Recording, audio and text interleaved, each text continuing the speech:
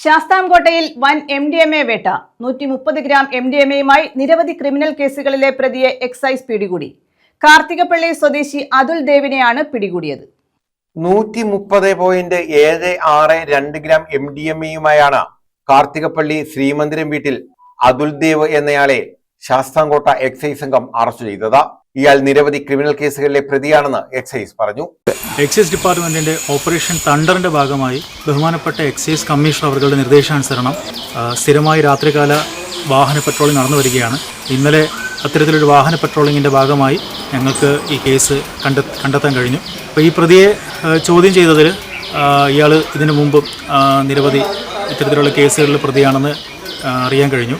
അപ്പോൾ ഇന്നലെ ഇയാളുടെ കയ്യിൽ നിന്നും ഇയാളുടെ വാഹനത്തിൽ നിന്നുമായി ഏതാണ്ട് 130 ഗ്രാം MDMA കണ്ടെടുത്തിട്ടുണ്ട്. അപ്പം നിലവിൽ ഒരു വാണിജ്യാടിസ്ഥാനത്തിലൊരു വലിയൊരു സീഷറാണ്.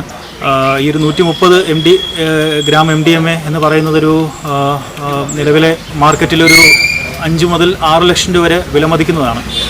ഇയാളെ ചോദ്യം ചെയ്തതിൽ ഈ പ്രതി ബാംഗ്ലൂർ തുടങ്ങിയ സ്ഥലങ്ങളിൽ നിന്നും വലിയ തോതിൽ വലിയ എമൗണ്ടിൽ ഇത്തരത്തിലുള്ള സിന്തറ്റിക് ഡ്രഗുകൾ പർച്ചേസ് ചെയ്തിട്ട് കേരളത്തിൻ്റെ വിവിധ ജില്ലകളിൽ, പ്രത്യേകിച്ച് തിരുവനന്തപുരം, കൊല്ലം, ആലപ്പുഴ ജില്ലകളിലൊക്കെ വലിയ രീതിയിൽ സപ്ലൈ ചെയ്യുന്ന ഒരാളാണെന്ന് അറിയാൻ കഴിഞ്ഞു. റേഞ്ച് ഇൻസ്പെക്ടർ ഷെഫീഖും സംഘവും നടത്തിയ രാത്രികാല വാഹന പരിശോധനയിലാണ് മൈനാഗപ്പള്ളി തോപ്പിൽമുക്ക പേരൂർ ജംഗ്ഷനിൽ നിന്നും മയക്കുമരുന്നുമായി ഇയാളെ പിടികൂടിയത്. ഇയാൾ സഞ്ചരിച്ച ഇരുചക്ര വാഹനവും കസ്റ്റഡിയിലെടുത്തു.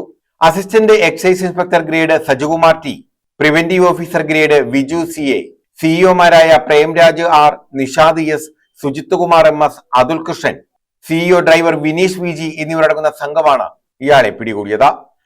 News bureau, Sasthamkotta.